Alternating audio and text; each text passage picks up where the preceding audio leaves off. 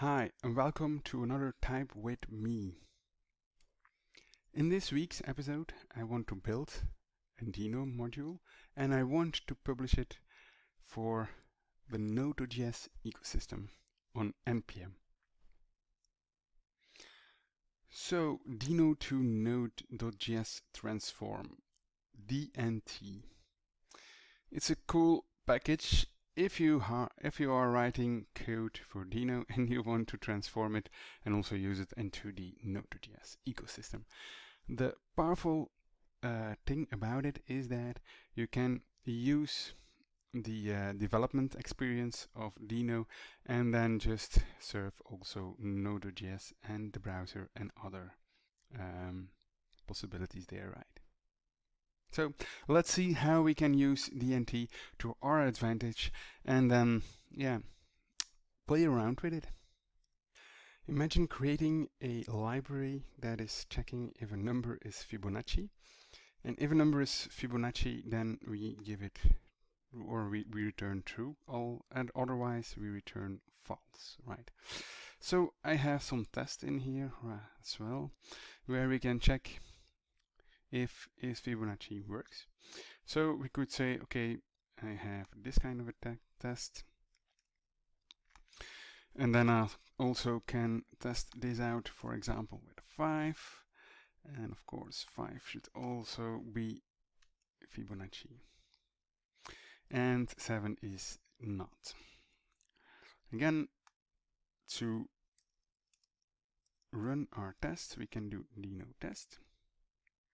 It's now running that. You see here that we get 3 times OK. So that's nice. And we have our library here. So next thing that we need to do is to check if we can run the tool, right? So I also would advise you to add a license and a readme.md file to your package, and then you're ready to go. So next thing that you can do is create the build_npm, and in this file we are of course going to use the library dnt, right? The first step that you need to do is empty directory npm. Then you say, hey, I want to build. What do you want to build? You want to build mod.js or module into the output directory npm. Or shim is deno. So whenever we use certain functions, that is important for deno, then or dino or whatever. I've always troubles to put that out, but okay. Then of course is going to shim that, and then what is our package? Well, our package is Fibonacci. Then we have here our version number. Our version number can be something that we provide towards deno. Then we have our boolean function. And we have some repos, and then we have some things to do after the post build. We need to copy file sync, license, and readme.md.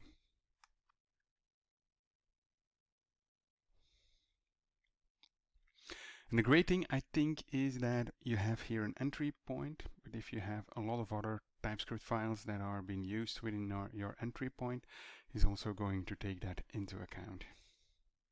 Right, so now we are going to run that script.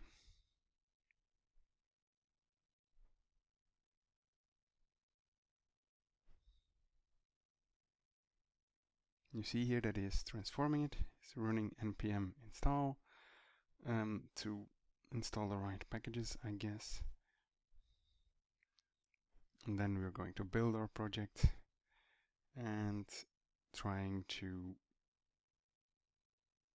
run also the tests and so on. So now you have here a package.json with everything in it, which is pretty cool in my opinion.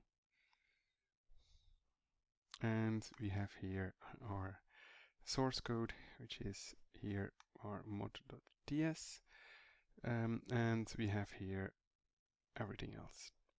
I have here our ECMAScript, so it's node.js, which is just JavaScript, and also, of course, the declaration files.